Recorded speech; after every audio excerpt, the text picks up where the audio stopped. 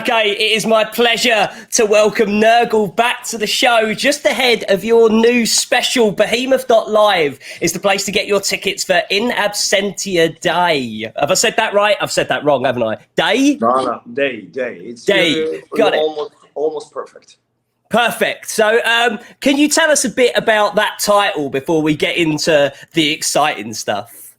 Well, I think we just, our graphic brought that up. In Absentia Dei is one of the Latin phrases that we've been, using back and forth.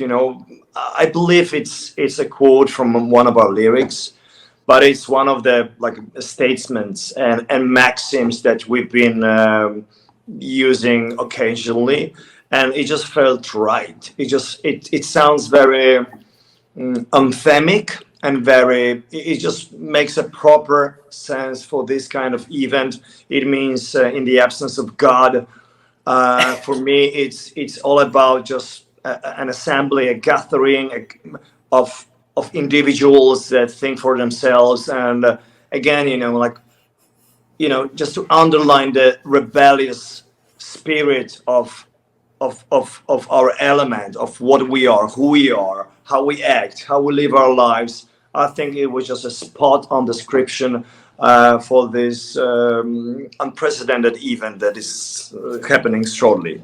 And so In Absence of God fits the backdrop for this perfectly, because just in case you didn't know, Behemoth are going to be doing a show that's in an undisclosed location, but a church in Poland. How did you get permission for that, Nergal?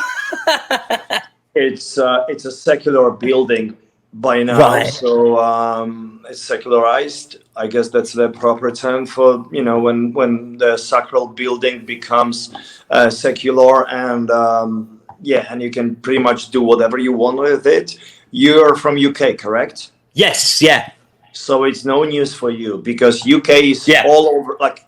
I know it for the fact, and every time I'm in UK or US, one of the biggest things I'm jealous about your countries, because you're, let's say, on the evolutional level, you're 20 years ahead of Poland. So eventually, I think we're gonna get there when churches will serve more meaningful purposes, and that's what I call a meaningful purpose. Just instead of, because obviously the amount of believers they're just melting down. There's lesser and lesser people that are interested in just going to church, because religion has been, it's been ongoing, continual crisis of beliefs, which just only makes me happy. But anyways, in Poland, it's a sacrilege. It's a taboo. The church is a Christian Catholic thing. We got some Orthodox and some other stuff, but 98% of buildings are still active, sacral, and they're all endorsed by country. They're all endorsed by tax money, which is fucking insane. But hey, this is politics. Let's just put it aside. Yeah. I want to focus on the fact that there are, apparently, some churches in Poland that are no longer in use for its initial purposes, and you can do whatever the fuck you want in those spots. So we want to do whatever the fuck we want on that very event. Is there something extra to this when you are taking your music physically into that place? Because Behemoth are a band that, to me as a listener, conjure amazing imagery in the mind's eye when you listen to the records. Since Evangelion, I think that's been the case. Is there something to be said for taking your music into that setting? It almost feels like a Black Crusade.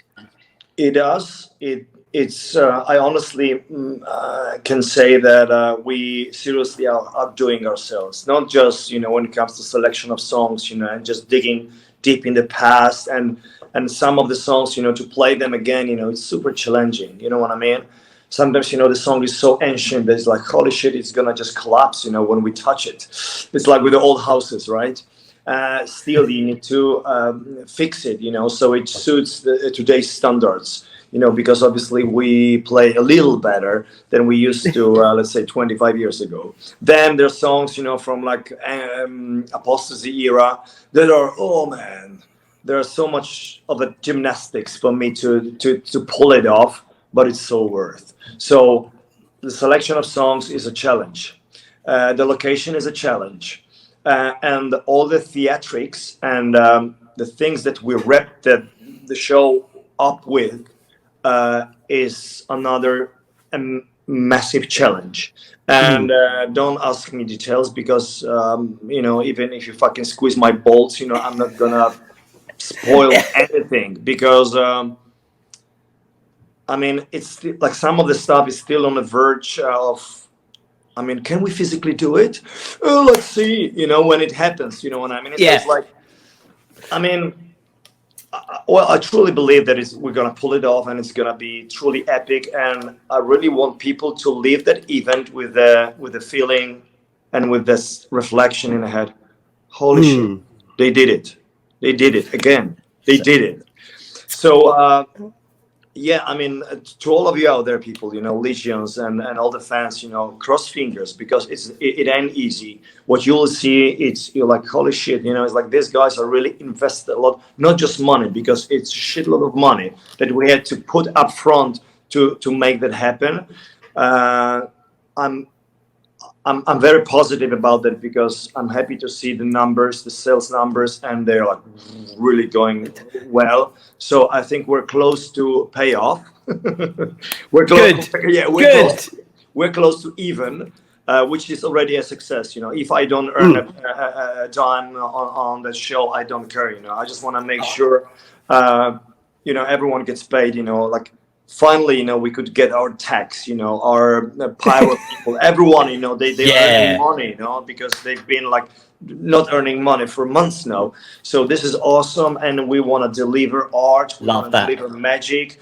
And that's it, if in the end of the day, there's something left, that's awesome, but it's not about that. This is massive investment, emotional investment, material investment, everything, So, just wait and see, be surprised. I want to be surprised myself. I was physically having to cover my mouth there to stop myself, but totally the trailer.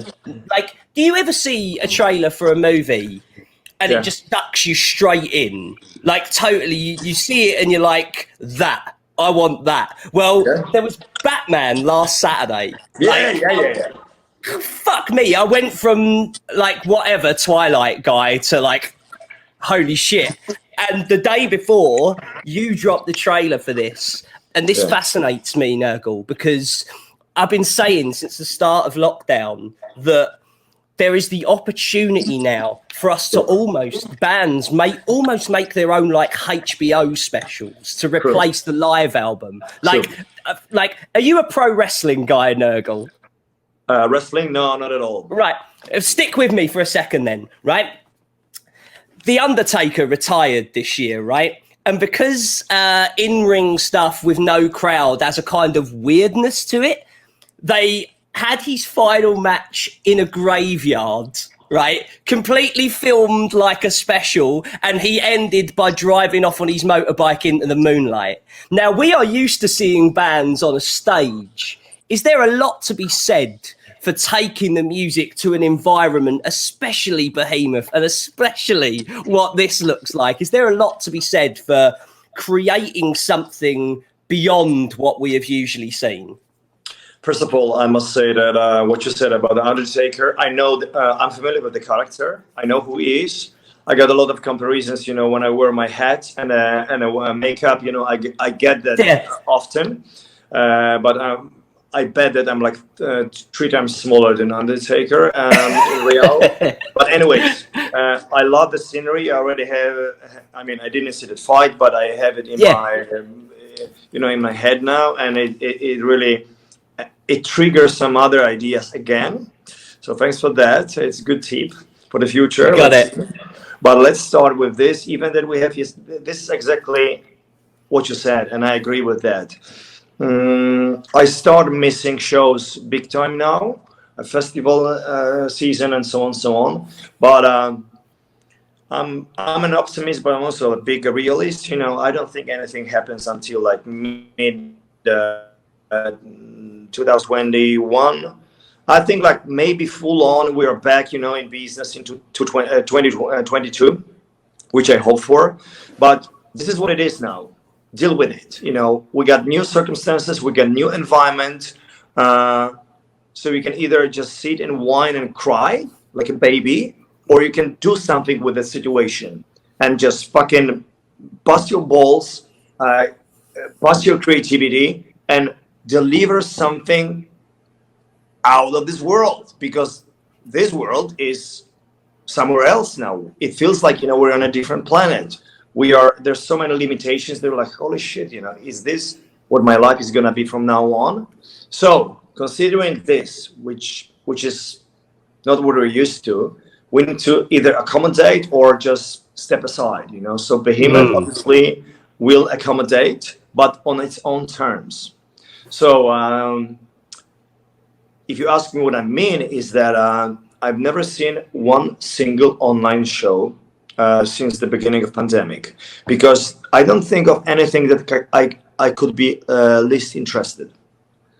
I don't want to watch it. I'm like, no, it doesn't. I don't want to hire, like, go in the venue, just put 3 cameras and just, you know, do all the gimmicks and shit. No. If I can make it to the fucking moon, then I can make it up that I just see and hear, then I want to do it with Behemoth. It's either this or nothing. No mediocrity. No, I don't want any, you know, like normal stuff. You know, that's how I see that. As you said, it's an opportunity for us artists to start thinking out of the box. You know, just to go ahead and deliver something that the world hasn't seen before. And this is now, because probably, you know, when the shows are back to life again and tours and stuff, you know, people won't be the last thing I want to do. I want to sit in front of the computer and watch videos and watch other shows. I don't want to do that. I want to do the social thing. I want to be there in the crowd or on the stage. I don't want to go back to the computer. But now the computer is the only, like the desktop or the smartphone, or whatever, is the only world eye in my apartment now. Okay, this is the eye, you know, that I can communicate and see the world. So that's what we're doing with Behemoth and Absentia Dei. Yeah, I like the principle of that kind of thing when it comes to creating something visual, because what I was saying about the live album, do you agree with that? The thing with the live album is, if I went to a show last night, I can watch it the next day on YouTube, right? Like, the live album in the modern day is, I don't need some random show in Albuquerque film like shot and that's my live album. Like, what this represents is something more than that. Do you think we're seeing the idea, because I grew up with live albums like you did, right? Like, we've got live albums, I'm sure both of us. Like, I love Kiss Alive, I love Pantera 101 Proof, Metallica's Live Shit Binge and Purge. These things mean something to me. But today, is this today's equivalent of the live album being able to do something like In Absentia Dei?